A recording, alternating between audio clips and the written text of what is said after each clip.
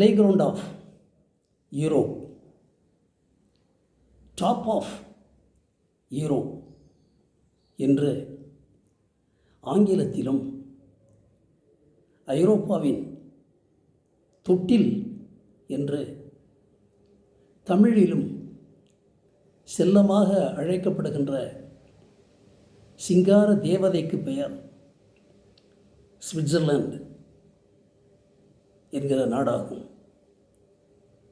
டெல்லியிலிருந்து ஸ்விஸ் ஏர் விமானத்தில் 10 மணி நேர பயணத்திற்கு பிறகு சுவிட்சர்லாந்தின் ஜூரிச் நகரம் போய் சேர்ந்தேன். அதிகாலை பொழுது, அதிகமாக குளிர் இருந்தது, மழையும் பெய்து கொண்டிருந்தது. பள்ளி பருவத்தில் ஆல்ப்ஸ் மலையை பற்றி படிக்கின்ற போதெல்லாம் சுவிட்சர்லாந்து போக வேண்டும், அதை பார்க்க வேண்டும் என்கின்ற ஆவல் அப்போதே அரும்பியது. அதைப்போல லண்டன் வட்டமேஜை மாநாட்டில் மகாத்மா காந்தி அரைவேட்டி பக்கிரியாக கலந்து கொண்ட சம்பவத்தை சரித்திரத்தில் படித்தபோது, எந்த இங்கிலாந்தில் அவர் பாரிஸ்டர் பட்டம் பெற்றாரோ அதே லண்டனில் அவர் ஒரு ஹாஃப் நேக்கட் ஃபக்கீராக அந்த மாநாட்டில் கலந்து கொண்டதை படித்தபோது அந்த லண்டனை பார்த்து விட வேண்டும் என்ற ஆவல் ஏற்பட்டது. பிறகு கல்லூரி நாட்களில் ஜெயகாந்தன் அவர்களின் பாரிஸுக்கு போ நாவலை படித்தேன். அந்த நாவலில் வருகின்ற சாரங்கன் என்னை மிகவும் பாதித்தான். முழுக்க முழுக்க ஒரு விதேசி கலாச்சாரத்தில் வாழ்ந்துவிட்டு இந்தியாவிற்கு திரும்பிய சாரங்கனால் இங்கே வாழ முடியாமல் போய்விடுகின்ற சூழ்நிலை ஏற்படுகிறது. அந்த நாவலை பலமுறை படித்திருக்கிறேன். அதற்கு பிறகு பாரிஸ் போக வேண்டும், அந்த கலாச்சாரத்தை காண வேண்டும் என்றெல்லாம் எனக்கு ஆவல் ஏற்பட்டது. அந்த ஆசைகளை நான் நிறைவேற்றிக் கொண்டேன். மேற்கத்திய நாடுகளுக்கு சென்று வந்தேன். ஆனந்த விகடனில் பணியாற்றிய போது மணியன் அவர்கள் பல நாடுகளுக்கு சென்று வந்திருக்கிறார். பயண கட்டுரைகள் எழுதியிருக்கிறார். தனது ஜப்பான் பயண அனுபவத்தை குறிப்பிடுகின்ற பொழுது ஒரு சம்பவத்தை அவர் சொல்லுகிறார். ஜப்பானில் ஒரு தீவுக்கு அவர் கப்பலில் பயணம் செய்ய நேரிட்டது. அப்போது ஒரு பெண்மணி கரும்பு துண்டுகளை அந்த கப்பலில் விற்று கொண்டிருக்கிறார். அதை பார்க்கிறார் மணியன். அந்த பெண்ணிடமே கேட்கிறார், இவை என்ன என்று. அவள் சொல்கிறாள், கரும்பு துண்டுகள் என்று. அப்படியா என்று கேட்டுக்கொள்கிறார். பிறகு மாலையில் அதே கப்பலில் அவர் அந்த தீவிலே இருந்து திரும்புகின்ற போது காலையில் பார்த்த அந்த பெண்ணை பார்க்கிறார். அப்போது அவள் வெள்ளை நிறத்தில் பூக்களை விற்று கொண்டிருக்கிறார். வெள்ளை பூக்கள்.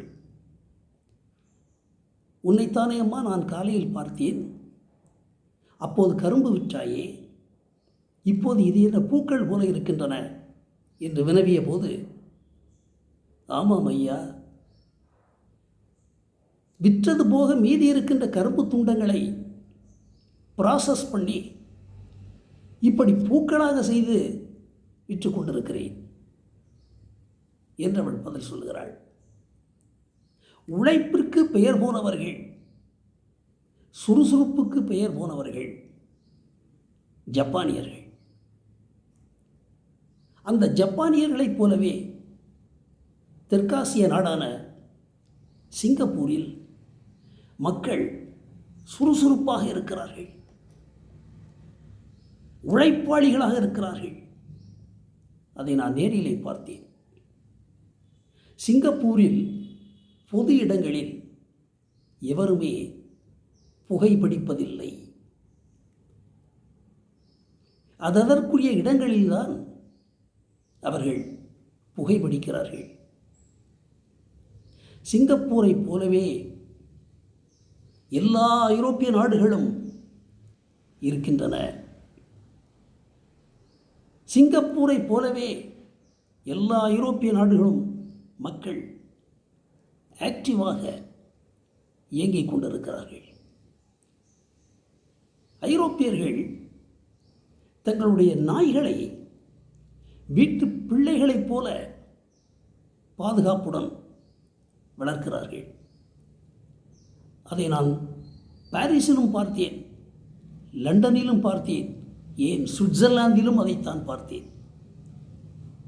ட்ராம்ஸ், ட்ரெயின்ஸ், பஸ்ஸஸ், இப்படி பப்ளிக் சர்வீஸ் உள்ள எந்த வாகனத்தில் ஏறினாலும் மனிதர்களோடு நாய்களும் ஏறிக்கொள்கின்றன, எவருக்கும் இடையூறின்றி.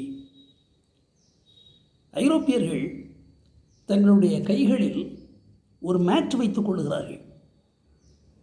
அந்த வாகனங்களில் ஏறியவுடன் அதை கீழே விரித்து விடுகிறார்கள். அந்த நாய் அதில் செல்லமாக படுத்துக் கொள்கிறது. பிறகு அவர்களுடைய ஸ்டாப் வந்த பிறகு அமைதியாக இறங்கி செல்கிறார்கள், எவருக்கும் இடையூறின்றி நாய்களை. அது முக்கியமான விஷயம். நாயை பராமரிப்பது, வளர்ப்பதெல்லாம் ஐரோப்பியர்களிடமிருந்து மற்றவர்கள் கற்றுக்கொள்ள வேண்டும். இதை சொல்லுகிற போது எனக்கு ஒரு சம்பவம் நினைவிற்கு வருகிறது. பல ஆண்டுகளுக்கு முன்னால் இந்திரா காந்தி அம்மையாருடைய வகுப்பு தோழி, கிளாஸ்மேட் ஒருத்தர் இங்கே குற்றாலத்தில் 5 ஃபால்ஸ்க்கு மேலே ஒரு ஒற்றை பங்களாவில் தங்கியிருந்தார்கள். அவரை பற்றி நான் கேள்விப்பட்டேன். ஒரு போஸ்ட்மேன் என்னிடம் தெரிவித்தார், நாய்கள் வைத்திருக்கிறார்கள், இந்த அம்மையார் பிள்ளைகளைப் போல வளர்க்கிறார்கள். எப்படி வளர்க்கிறார்கள் என்பதையெல்லாம் அவர் என்னிடம் விவரித்தார். எனக்கு ஆச்சரியமாக இருந்தது. இப்படி நிறைய விஷயங்கள் ஐரோப்பியர்களிடமிருந்து அடுத்தவர்கள் கற்றுக்கொள்ள வேண்டியது இருக்கிறது. பாராட்டக்கூடிய விஷயங்களை பாராட்டித்தான் தீர வேண்டும். எங்காவது பொது இடத்தில் ஒரு கியூவில் நிற்கிறோன்னா, அது பஸ்ஸோ ட்ரெயினோ ட்ராமோ, எங்காவது நம்ம கியூவில் இருக்கிறோம் என்றால் கம்ஃபர்டபுள் ஸ்பேஸ் விட்டு, வசதியான இடைவெளி விட்டுத்தான் மனிதர்கள் நிற்கிறார்கள். யாரும் யாருக்கும் இடையூறாக வாழ்வதே கிடையாது. நல்ல மேனர்ஸ். அதற்கு முக்கிய காரணம், ஐரோப்பிய நாடுகளில் ஜனத்தொகை ரொம்ப கம்மி. அதனால தான் அவ்வளோ வசதியாக இருக்குது. ஒரு கம்ஃபர்டபுள் லைஃப். குறிப்பாக சுவிட்சர்லாந்தை சொல்ல வேண்டும். பொது இடங்களில் எப்படி பிஹேவ் பண்ணுறது, இரவு விடுதிகளில் எப்படி பிஹேவ் பண்ணுறது டீசெண்டாக, பொது இடங்களில் எப்படி மது அருந்துவது, இப்படியெல்லாம் அவர்களுடைய அந்த மேனர்ஸ், அந்த டீசன்சி இதெல்லாம் நான் நேரில் பார்த்தபோது ஆச்சரியமாக இருந்தது. அதற்கு அடிப்படை காரணம் இப்போது நான் சொன்னது போல மக்கள் தொகை கட்டுப்பாடு. இதைப் போல எவ்வளவோ அம்சங்கள் என்னுடைய சுவிட்சர்லாந்து, லண்டன், பாரிஸ், அபுதாபி சென்றிருந்தேன். அங்கே கூட பல ஆச்சரியப்படத்தக்க விஷயங்களை பார்த்தேன். இன்று அதிகாலையிலிருந்து அந்த ஐரோப்பிய சிந்தனைகள் என்னை ஆக்கிரமித்து கொண்டதால் உங்களிடமும் பகிர்ந்து கொள்ள வேண்டும் என்ற ஆசையில் இப்போது பேசியிருக்கிறேன். அடுத்த முறை சந்திப்போம். நன்றி, வணக்கம்.